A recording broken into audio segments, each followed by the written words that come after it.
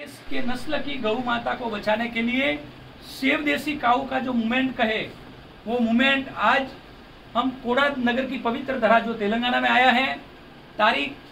1/3/2023 के दिन आज कोडाद नगर के अंदर सेव देसी काऊ मूवमेंट को लेकर आए हैं और समाज को जागरूक करने का कार्य कर रहे हैं। हम सब ऐसा चाहते हैं कि भाई गौवंश की रक्षा होनी चाहिए, गौवंश बचना चाहिए, लेकिन हम सबको ये सोचना पड़ेगा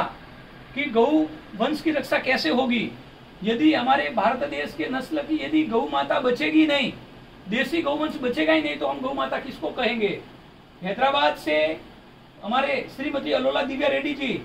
जो सेव देसी काऊ का जो मूवमेंट चला रहे हैं 7 साल से, एक नारी के रूप में हर राज्यों के अंदर जाकर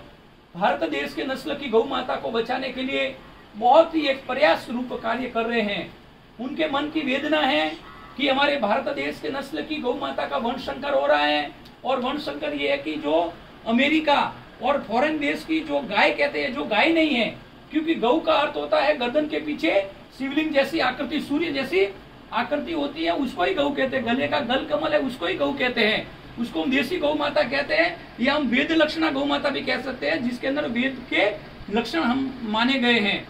तो उन